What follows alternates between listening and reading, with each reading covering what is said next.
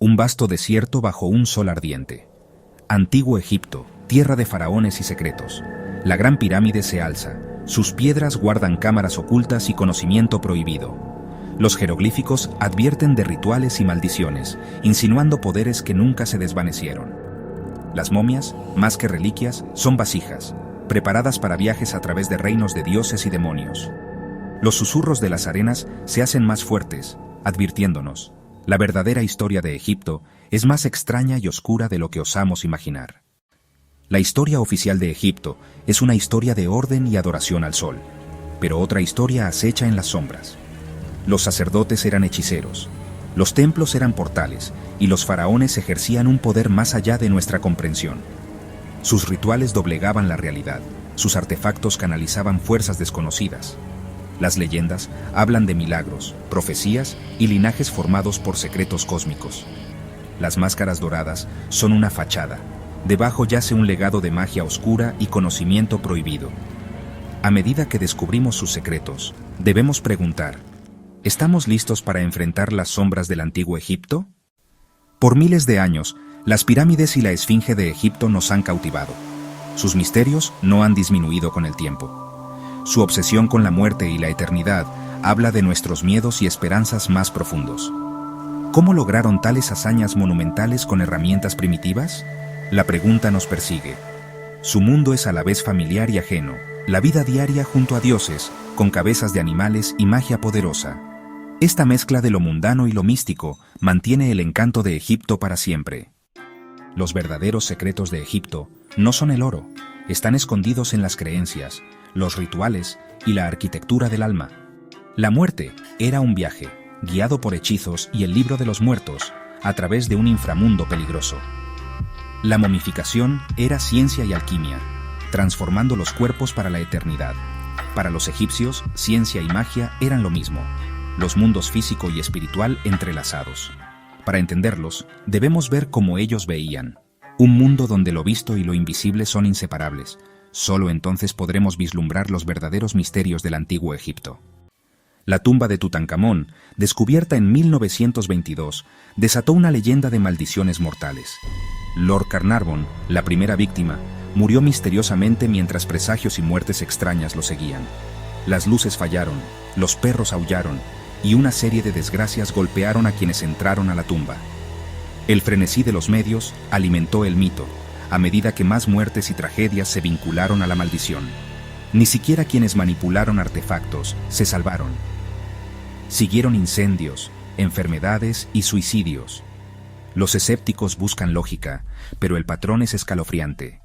La maldición del Rey Niño advierte: algunos secretos es mejor dejarlos sin perturbar. El genio de los constructores de pirámides va mucho más allá de la mera construcción y arquitectura. Alcanza los cielos. Las pirámides de Giza no están colocadas al azar en la meseta del desierto. Son parte de un gran mapa celestial, un reflejo del cosmos en la Tierra.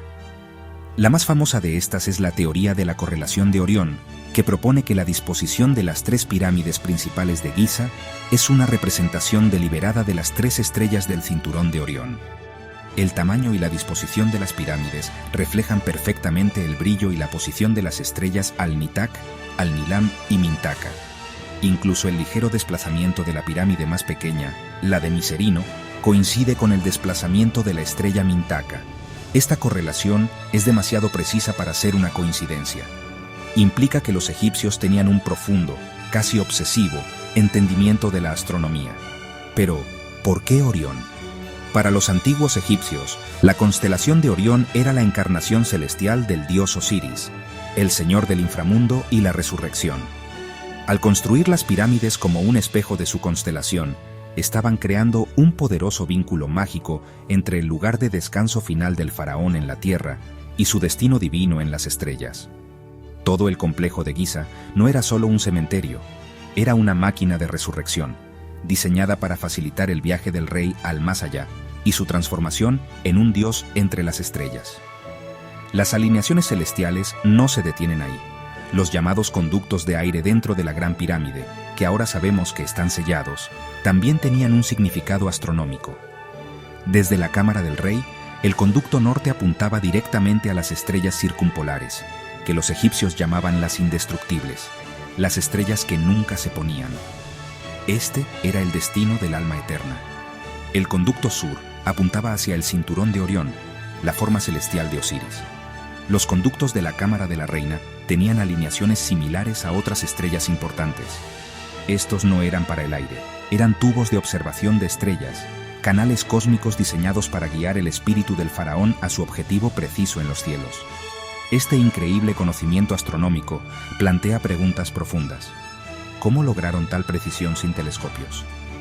¿Y por qué este intenso enfoque en cuerpos celestes específicos? Sugiere que su religión era más que solo mitología, era una cosmología aplicada, altamente técnica. Creían que el cosmos era una entidad viva, y que al alinear sus estructuras más sagradas con las estrellas, podían aprovechar las energías celestiales para sus propios propósitos.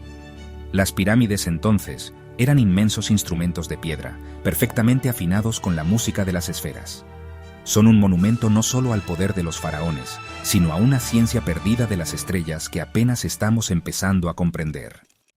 El proceso de momificación es una de las prácticas más icónicas del antiguo Egipto. A menudo lo vemos desde una perspectiva científica, como un método notable para preservar un cuerpo contra los estragos del tiempo. Era un procedimiento complejo y largo, que duraba hasta 70 días. Pero reducirlo a una mera preservación es malinterpretar su propósito aterrador y profundo. Esto no era una operación sanitaria, clínica. Era un arte oscuro y sagrado, un ritual espantoso que difuminaba la línea entre lo físico y lo metafísico. Los embalsamadores no eran solo cirujanos, eran sacerdotes, iniciados en el conocimiento secreto, quienes creían que estaban transformando un cadáver mortal en un recipiente divino y eterno. Su trabajo era esencial para el peligroso viaje del alma a través del inframundo. El ritual comenzaba en un lugar conocido como el Ibu, o el lugar de purificación. Aquí, el cuerpo era lavado con agua bendita del Nilo. Luego se trasladaba al Wabet, la casa del embalsamamiento. Un sacerdote con la máscara de Anubis, el dios chacal de los muertos, presidía la ceremonia. El primer y más espantoso paso era la extracción del cerebro. Los embalsamadores insertaban un gancho largo de hierro por las fosas nasales, rompiendo el hueso etmoides, y procedían a sacar el cerebro pedazo a pedazo. Creían que el cerebro no era importante, simplemente el origen de la mucosidad. Lo que no podían quitar con el gancho, lo disolvían con líquidos potentes, drenando la mezcla por la nariz. Luego se hacía una incisión profunda en el lado izquierdo del abdomen. A través de esta abertura, los embalsamadores metían la mano y extraían los órganos internos, el estómago, los intestinos, el hígado y los pulmones. Cada órgano se lavaba cuidadosamente, se ungía con aceites sagrados y se empaquetaba en sal de natrón para secarlo. El corazón, sin embargo, casi siempre se dejaba dentro del cuerpo. Los egipcios creían que el corazón era la sede de la inteligencia, la emoción y la memoria. Sería pesado contra la pluma de Maat, la diosa de la verdad, en el juicio final. Quitarlo sería condenar el alma al olvido, dejándola sin un testigo de las obras de su vida. Una vez vaciado, el cadáver ahuecado era rellenado y cubierto con sal de natrón, un compuesto natural que absorbería toda la humedad de los tejidos. Durante 40 días, el cuerpo yacía en este lecho de sal, desecándose y preservándose. Fue una espera sombría y silenciosa. Después de este periodo, el cuerpo encogido y correoso era limpiado, ungido con aceites y resinas fragantes, y sus cavidades vacías eran rellenadas con lino, aserrín u otros materiales para restaurar una apariencia de su forma humana. Esto no era simplemente un proceso de preservación, era una deconstrucción y reconstrucción ritualista del ser humano, un arte aterrador diseñado para engañar a la muerte misma. El proceso de embalsamamiento era solo el principio. La vida entera de un faraón egipcio, e incluso la de los sumos sacerdotes, estaba marcada por ceremonias secretas y rituales diseñados para mantener el orden cósmico y consolidar su poder divino. Estas no eran fiestas públicas, eran ritos clandestinos realizados en los rincones más oscuros y sagrados de los templos, lejos de los ojos de la gente común. Dentro de estas cámaras, los sacerdotes invocaban a dioses poderosos, y algunos textos sugieren a entidades aún más peligrosas e impredecibles del inframundo. El aire estaría denso con incienso, las paredes resonando con cánticos hipnóticos y hechizos de libros de magia tan potentes que se creía que habían sido escritos por el mismísimo dios Tot. Una de las más misteriosas de estas era la fiesta de Sed, o el jubileo del rey. Esta se celebraba típicamente después de que un faraón había gobernado durante 30 años y estaba diseñada para rejuvenecer mágicamente su poder y vitalidad. El faraón tenía que realizar una serie de actos físicos exigentes, incluyendo una carrera ritual alrededor de un curso designado, para demostrar que todavía estaba en forma para gobernar. Pero había un lado más oscuro y oculto en esta ceremonia. Las inscripciones insinúan sacrificios de sangre y actos simbólicos de muerte y renacimiento. El faraón entraría en una tumba simbólica, muriendo efectivamente antes de renacer con divinidad renovada. Era un poderoso acto de magia ritual, destinado a doblar las leyes de la naturaleza y el tiempo. Aún más inquietantes eran los rituales ejecutivos, donde la magia se usaba con fines políticos y militares.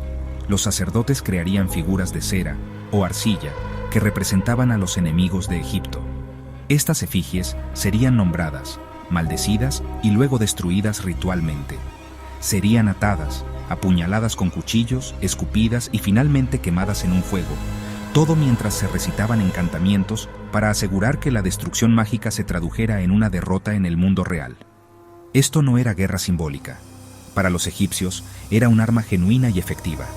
Creían que al destruir la imagen estaban atacando el alma misma de su enemigo, asegurando que sus ejércitos serían victoriosos en el campo de batalla.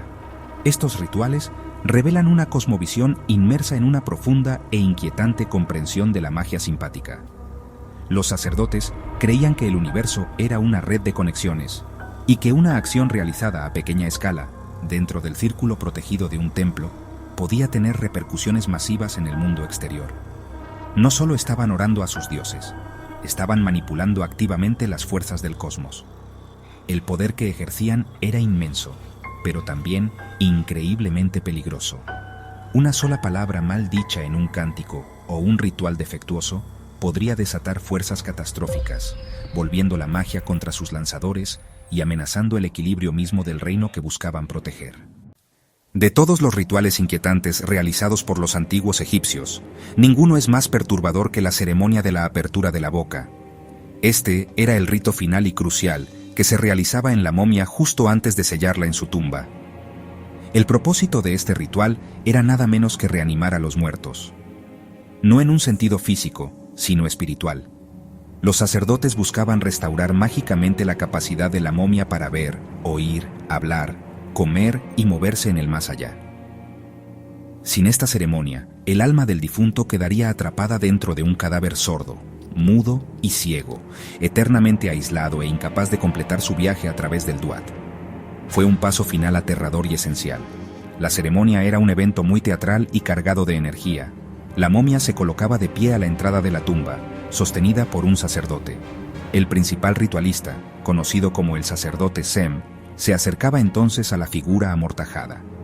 Estaría armado con una colección de instrumentos rituales especiales, incluyendo un azadón con forma de cola de pez, un cuchillo de sílex conocido como Pesesh Kef y otras cuchillas y ganchos.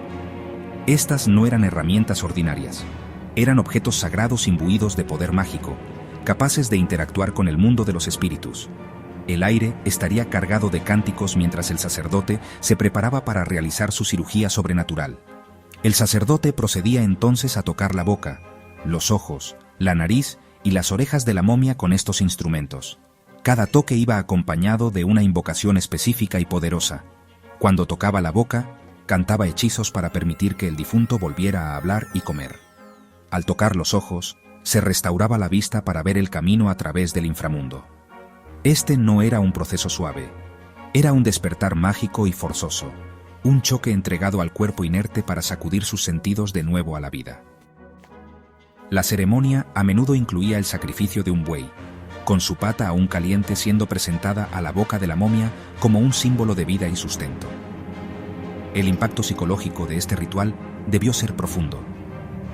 Para la familia afligida que observaba, era un momento en que su ser querido se transformaba de un cuerpo muerto en una entidad espiritual viva. Un Ak. Pero hay una capa más oscura en esto. ¿Qué tipo de conciencia se estaba despertando? Los egipcios creían que estaban restaurando los sentidos del difunto, Pero, ¿y si estaban abriendo una puerta para algo completamente diferente? Este ritual, realizado en el umbral entre el mundo de los vivos y el mundo de los muertos, fue un momento de inmenso peligro metafísico, un aterrador acto de nigromancia diseñado para empoderar a un espíritu para su batalla eterna en la oscuridad. Al cerrar nuestra exploración, nos quedamos con preguntas más profundas.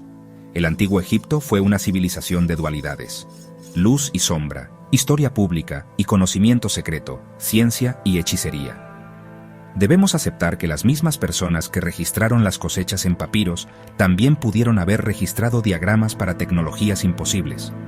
Los misterios son piezas interconectadas de un rompecabezas mucho más grande.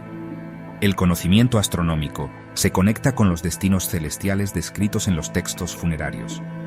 Con cada año que pasa, se hacen nuevos descubrimientos que desafían nuestras ideas preconcebidas. Los antiguos egipcios ocultaron sus secretos más profundos, creyendo que este conocimiento era demasiado peligroso para los no iniciados. Ahora que estamos en el umbral de descubrir estos secretos, la pregunta final no es solo qué sabían, sino por qué se esforzaron tanto en esconderlo.